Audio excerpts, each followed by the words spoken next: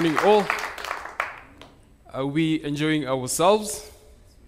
Are we ready to get taught or learn new things and hear about things that maybe you've heard of, but you've not gotten a chance to expound further? So, very quickly, my name is Richard, as introduced by Ian. Thank you very much. And I look after cloud and cybersecurity for Liquid Intelligent Technologies. So we've known Liquid as a telco. We have been a telecommunication organization. We have done that very well. And so we have been a telco for over 14 years now, trading in Africa. We are a fully African company, started in Zimbabwe. Last year, we transformed because change is constant. It's the only thing that keeps on happening. So we became Liquid Intelligent Technologies. The reason we did that is because we realized the market needs that change. The market is changing. The market has been shifting. So Liquid Intelligent Technologies means we move from being a telco to a fully fledged technology service provider, end to end. And we are doing that because we've done the connectivity business very well. We've done 100,000 kilometers of fiber across Africa. We are the only providers to cross from Eastern Africa into the West Coast. What you see there in the purple color, this is all our fiber. And I think the important thing is that we managed to get out of East Africa into the Western Africa or West Coast as the only provider, crossing the Congo River. Very challenging, I would say, endeavor, but we did it successfully. Now, after building this whole infrastructure, then we decided let's add value to this infrastructure. And that is where we became a technology service provider. So today, there are a couple of facts and things that we know as SACCOs go and basically the enterprise goes. The first thing is that digitization is not a choice anymore. Digitization is about survival. If you're not going to digitize as an organization, then your survival is limited. Again, it's about being competitive. All organizations are built to stay competitive, be competitive, and win in the business. There's no organization that's built not to win. And we are also looking at compliance. If we go straight to SACCOs right now, you've got compliance requirements from SASRA, from the government. You need to report in a certain way, for example. Without digital transformation or digitization, that will not happen, so you become non-compliant. We also know that as you digitize, your attack surface grows. So digitization includes automation, it includes bringing new technologies, it includes enabling your people to work from anywhere, it includes bringing in partners to your cyber assets. It means if you had this big attack surface, then as you digitize, it grows because you have more openings to the world. Cyber breaches are no longer a question of if.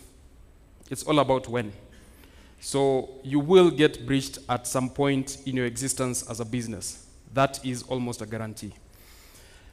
So lack of resilience basically is fatal to businesses. We know about 60 to 66% of businesses that get breached go down immediately. They get breached, right? So you get breached and you're not able to come back. We also see technology representation across the organization being very limited.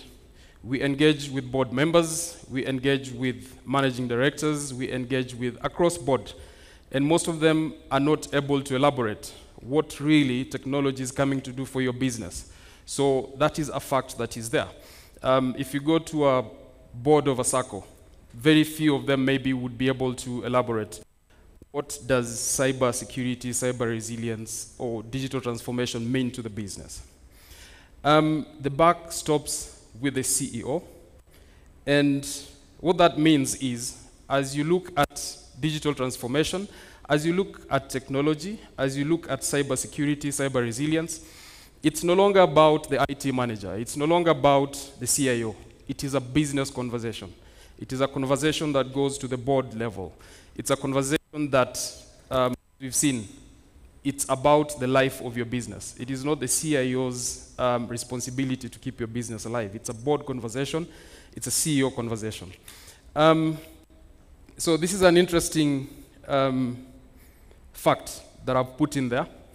Engaging with SACCOs and several organizations, financial organizations growing across Africa, not in Kenya. So on average, you will find sitting within your organization, you have, and this is to CIOs, at least 3 core applications sitting on a shared server within your offices. Now, we will definitely immediately realize that if you lose this server, then your organization is rendered inoperational. It's a fact. And I know some of us seated in here are connecting very well with it. So business resilience, if you are resilient as a business, then it means you have happy customers. And in this case, more specific to the SACCOs, you have happy members. So when you have your IT resources, when you've employed your IT managers, CIOs, and they're handling things that they shouldn't be handling, or things that don't add value to your balance sheet, things that don't bring money to you as an organization, then it means you're making them inefficient. We will see how to get them efficient. It's a fact. Technology is complex, technology is fast, and technology is dynamic. So the moment you start engaging in looking at technology as a business and the technical stuff as a business, then you will very quickly start losing time for your core business. So we will look at how we will manage that. So 95%, and this is from NCA, National Cybersecurity Alliance, of the breaches that happen within organizations are basically exploiting human error. It's not about the systems being bad, it's not about the wrong systems, it's about the human beings. So that's a very important factor in all this. Attacks from within are probably the most fatal to businesses. The reason is if I attack you from within, I know you very well, I know all your secrets, so there's very little that you can do to protect yourself because I'm already inside. More than 77%, again, this is NCA, of organizations do not have a cyber breach response mechanism or plan or strategy in place. So if something happens today, you have no plan, you start reacting immediately. Case in point is you get a ransomware attack and you start reacting then, there is no way that you will get helped. Definitely you will lose money. So digital transformation, to me or to us, this is how digital transformation looks like. There are some words there that probably are scary, or some words that people might not want to see.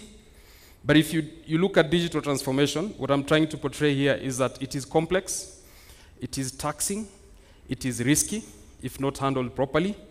106 million in 7 months sounds familiar to any of you. Delayed dividends, no compliance fines, you have to pay fines in case you're not compliant.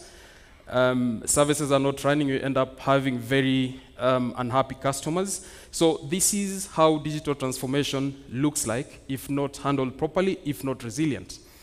But how does resilient business transformation look like? And resilience here means business resilience. You have to be resilient as a business because, as I said, at some point, you will get breached.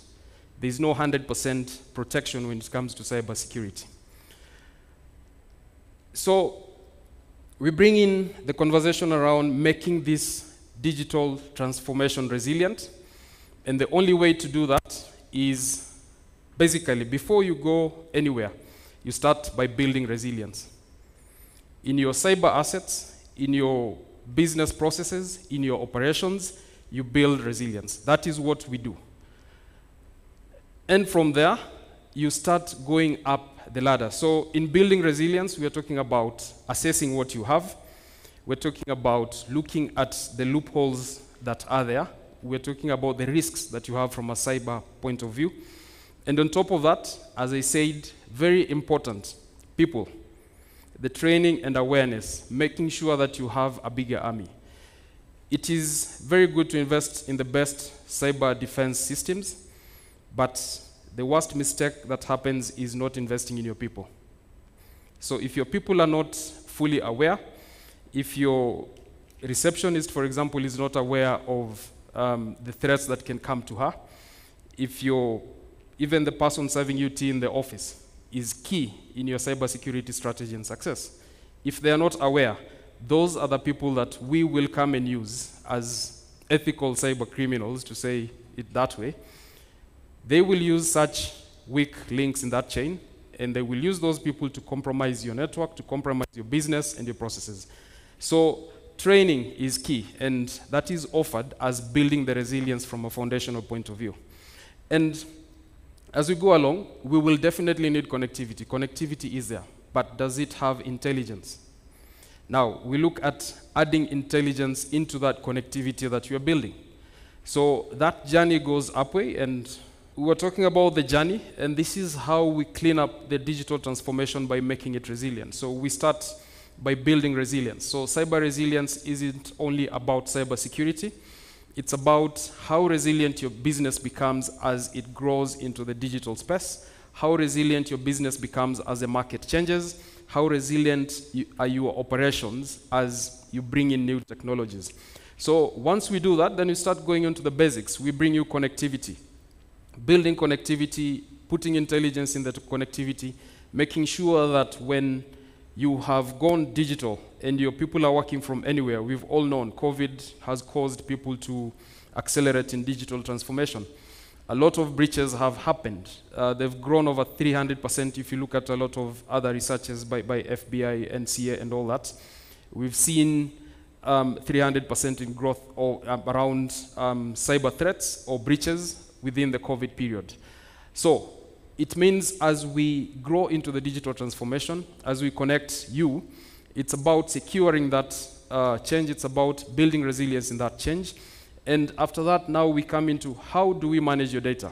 Each and every operation in a business has data in, data out. How do you make sure that you manage that data? And we look at things like compliance, we look at protecting your data, we look at protecting your business, we look at protecting your clients. So there comes things like cloud and collaboration solutions where we keep your data, we process your data, communication solutions where you make sure that you get value in what you invest in using things like Operator Connect and all those. And as we go through that value chain, we get to a point where everything becomes as and when you need. So everything as a service.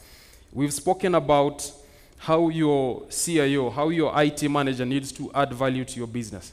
Right now, as an IT manager, if I walk into a CFO's office, the first thing that the CFO is going to do is to wonder, how much do I need this time? As that is what happens generally. So IT departments, IT business units are looked at as cost centers. Now, the idea of everything as a service, managed services, brings in value into the IT department. Number one, in making sure that as a business, if you have an IT department, you make them focus in adding value on your operations. So you do not have to get them looking at wires, cables, and why systems are up or down. This is done by the back end. It is done by the service provider. That is what we mean by everything as a service. Now, what will your IT manager be doing? They will be looking at your internal processes. They will be looking at how does HR work with finance? How long do we take to pay our dividends, for example, going to SACCOs? How long do we take to resolve issues when it comes to the operational level agreements between departments? And that is how everything as a service comes in to resolve these problems. Now, straight to what we need to do as SACCOs to be resilient. We know we will be breached at some point. That's a fact if we haven't been breached yet as SACCOs.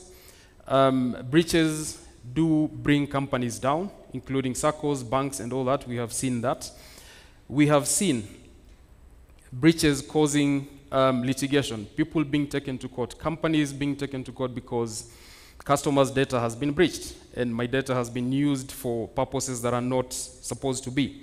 We have seen businesses being fined heftily because of not being compliant. So how can we help The first thing is change of mindset, because businesses are about people, SACCOs are about people, and more interestingly, SACCOs are built by people, groups of people. So if we are not able to change that mindset, then we will not be able to secure ourselves.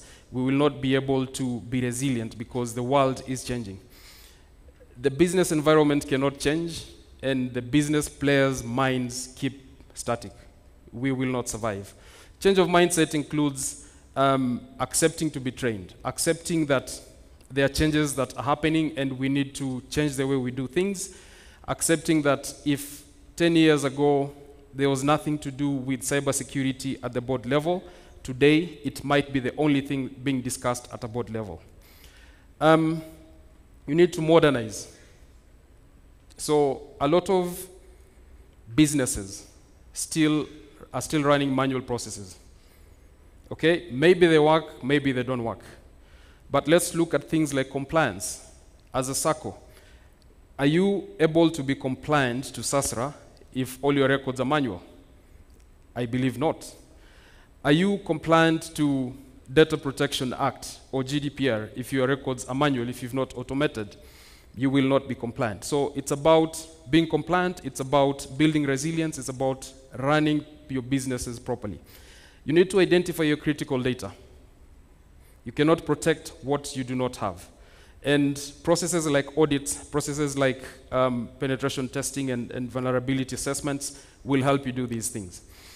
Identify key people, key resources. A lot of time people ignore the fact that you could have one person who knows how to maybe fix your database. If this person is not available, what does it mean? It means your users, your clients, your members are not able to access their money, for example. If the system is down, this person is not available, it is as bad as someone losing their lives because they're expecting an emergency loan from a SACCO, but they cannot get it dispensed, and someone is waiting at a theater. That is how critical it is. You also need to anticipate breach. All right? So these breaches will happen. We have seen they will happen. So these breaches will cause business disruptions. Do you have a plan? Do you have a business continuity plan? Do you have a disaster recovery plan that anticipates a breach? You need to build and deploy a protection mechanism. If you identify your critical infrastructure, how do you make sure that it is protected? You must appreciate the complexity of digital systems. They are not simple. So nobody should come and tell you these systems are simple. Once you appreciate that, then you will be able to prepare and do what you need to do. Infusing cyber resilience in all business operations. Now, this is not only cybersecurity, or it's not only in the systems, it's about people. If Ian is the only person who can get me off stage and is not there, then you need to know that I can stay on the stage for the whole day. So we need to get someone else who can do the same thing. We need to get redundancy for people and functions. Create and maintain visibility. A lot of time, we even don't know where our assets are, how our assets are being used. So what happens there is we cannot protect what we cannot see, what we do not know. So we must have visibility. Build, maintain, and test business continuity plans. This is about, for example, if you're not able to access your office today, are you still going to be able to serve your customers? If something happens and Kenya is in a situation that it has never been, will your business continue to happen? If you've been breached and your systems have been locked down, are you able to recover from that? That is what business continuity plan means. Engage a technology service provider. You are a SACCO, you take care of money and you grow the money. Technology service providers do technology work, engage them, they will support you, they will help you. And just to finish this, in terms of engaging a technology service provider, this is what you get. You're able to control your costs, right? We've seen you will use what you need when you need it.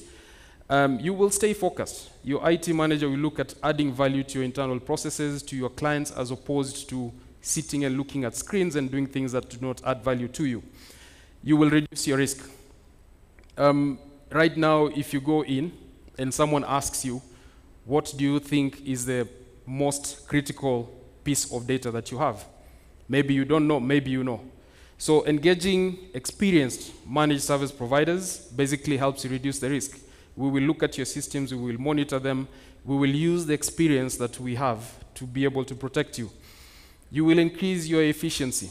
If today you take 1 hour to process dividends, if your IT manager sits and thinks through that process, then they should be able, or they can be able to innovate and basically reduce that time. So you're bringing efficiencies in your organization because you're using your resources better. And at Liquid Intelligent Technologies, we are able to support you across board. We have the experience, we have the expertise, and we have the people. Thank you very much.